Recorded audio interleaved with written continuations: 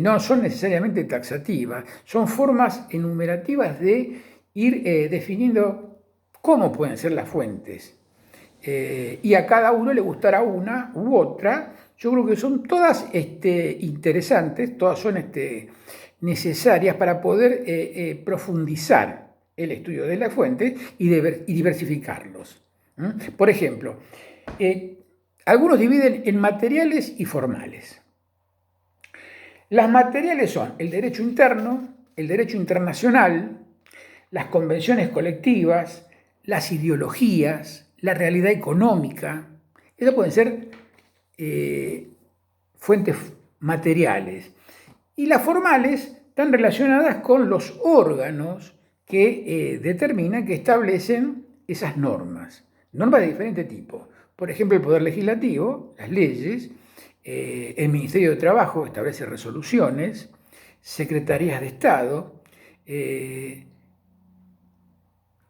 en caso de las acordadas, de la Corte, de la Cámara Nacional del Trabajo, de los Tribunales Supremos de Justicia de las provincias, van sacando resoluciones acordadas que también hacen a todo esto. Esas serían fuentes formales, relacionadas con aquellos órganos que dictan normas o que dictan estas sentencias que después van a servir como normas. Tenemos otra división, directas o indirectas. Las directas incluyen a los órganos que dan las normas y las indirectas son aquellas como la doctrina, la jurisprudencia en sí, que si bien no son obligatorias, son importantes para tener en cuenta. Por ejemplo, la doctrina es la opinión de aquellos pensadores que se destacan en esa rama del derecho. Entonces, esa opinión puede resultar muy valiosa y hace falta y se la toma como fuente. El tema de la jurisprudencia es la opinión de los jueces, pero cuanto más uniforme es la opinión respecto de un tema determinado, va a tener un peso mayor. Esa sería una fuente indirecta. Pueden ser escritas y no escritas. Esto nos remite al derecho romano, que es el derecho con el que arranca nuestra legislación, el derecho argentino, las costumbres románicas. Y en el derecho romano las normas eran fundamentalmente escritas.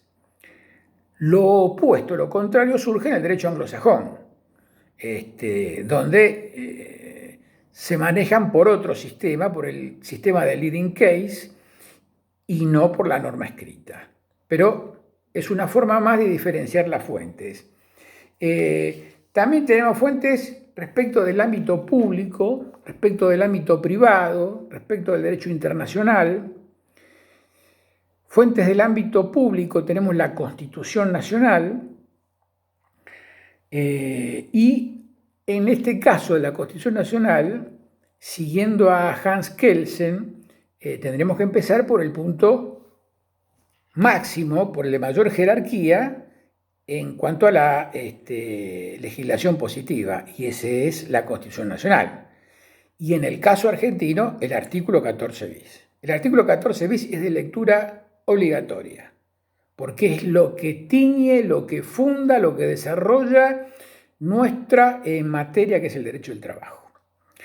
Entonces, la Constitución Nacional, las leyes, los convenios colectivos, en cuanto a nuestro ámbito público. El artículo 14 bis no solamente se refiere al derecho del trabajo, sino también a la seguridad social, que es un tema que nos toca muy de cerca a los laboralistas.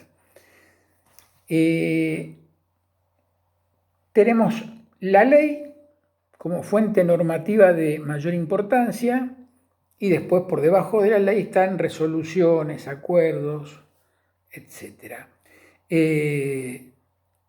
En cuanto a las fuentes del ámbito privado, ahí encontramos el convenio colectivo de trabajo. ¿Por qué ámbito privado? Porque es entre partes, es entre un empleador o asociaciones de empleadores con una asociación de trabajadores o gremio o sindicato. Gremio en sentido amplio, como marca la Constitución, y sindicatos en un sentido particular. Esos sindicatos pueden tener o no la personería gremial, que como ya dijimos, ya adelantamos, negocian, pero en cuanto a la paritaria, es solamente el sindicato que tiene la personería gremial. Es una ventaja que tiene ese sindicato con respecto a los otros. El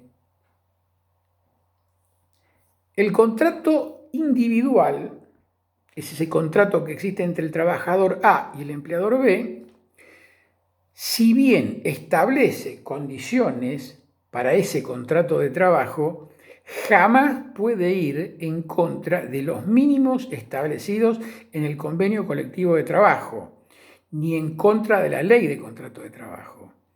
Son beneficios que hacen que el siguiente paso no pueda ser menor, sino que tiene que ser en mejores condiciones para el trabajador. La Constitución tiene el artículo 14 bis. Del artículo 14 bis va a surgir la ley de contrato de trabajo. La ley de contrato de trabajo establece mínimos inderogables, pero permite la funcionalidad de los convenios colectivos de trabajo. Esos convenios colectivos de trabajo establecen salarios mínimos de convenio que van a estar por encima del salario mínimo vital, que es el que marca la Constitución. Y después los contratos de trabajo individuales tienen que estar como mínimo protegidos por el convenio colectivo de esa actividad. ¿Se puede modificar? Sí, en mejora de las condiciones del trabajador, nunca para perjudicarlo.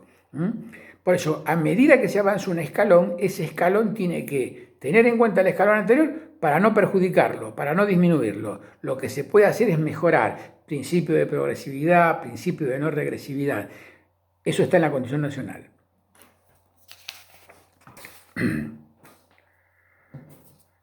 Empleadores y trabajadores pueden tener un conflicto. ¿Cómo se puede resolver ese conflicto? Sin ir a los tribunales, por supuesto. Siempre el Tribunal de Justicia, el Tribunal del Foro Laboral, sería la última palabra, ¿no es cierto? Pero antes de llegar a la sede judicial, tenemos los laudos arbitrales. El laudo es cuando dos partes en conflicto, normalmente un trabajador, asociación de trabajadores, y un empleador o asociación de empleadores, deciden poner en manos de un tercero, un árbitro, la decisión de un conflicto. La resolución del árbitro, una vez escuchadas las partes, una vez que se termina el procedimiento de prueba,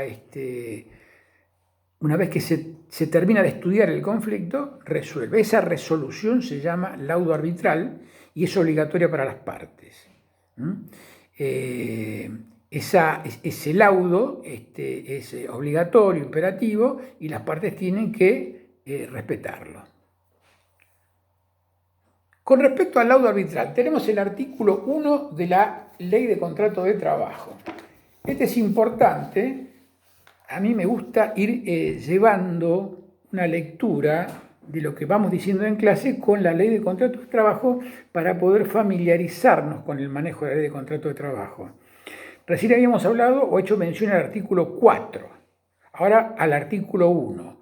El artículo 1 dice: el contrato de trabajo y la relación de trabajo, que son dos cosas distintas, después las vamos a ir viendo, se rigen por esta ley, que es la Ley de Contrato de Trabajo, las leyes y estatutos profesionales, como el estatuto del bancario, el estatuto del trabajador del seguro, el estatuto del periodista, por las convenciones colectivas de trabajo o laudos con fuerza de tales, cuarto, por voluntad de las partes, y quinto, por usos y costumbres. Para que vean que ya en el artículo 1 de la Ley de Contrato de Trabajo están reconocidos los convenios colectivos de trabajo, los laudos arbitrales. Estas cuestiones hacen a la esencia del derecho del trabajo, que lo diferencian de otras ramas del derecho. Bueno, tenemos otras fuentes del trabajo, a los usos y costumbres. Es una fuente además no escrita, es como lo que recién hablábamos del derecho anglosajón. Hay usos y costumbres que son fuente de aplicación de derecho. Del ámbito internacional tenemos los tratados de derechos humanos. En cuanto a los tratados de derechos humanos, repetimos, artículo 75, inciso 22, Constitución Nacional. El Poder Legislativo tiene la facultad de incorporar esos tratados de derechos internacionales como ley nacional. Aprobados, rigen como leyes. Forman parte de la legislación positiva. Los más importantes, el Tratado de Declaración de los Derechos Humanos, el Universal de 1948, el Tratado de Derechos Humanos americano, el Pacto de Derechos Económicos y Sociales. Hay otros, pero estos son tal vez los principales. Todos esos pactos, esos tratados internacionales, una vez aprobados, tienen que ser respetados. Y siempre tienen una misma finalidad, que es la tutela de ese sujeto que está en situación de desigualdad respecto del otro. En el derecho del consumidor, el consumidor; en el derecho del trabajo, el trabajador. Hay tratados multilaterales, bilaterales, hay tratados del derecho de la integración. Entre nosotros es muy importante el Tratado de Asunción, que es el tratado que da origen al Mercosur. Ahí también surgen normas de derecho laboral y se trata de lograr un sano equilibrio entre las normativas legales vigentes en cada uno de los países que son adherentes al Tratado del Mercosur.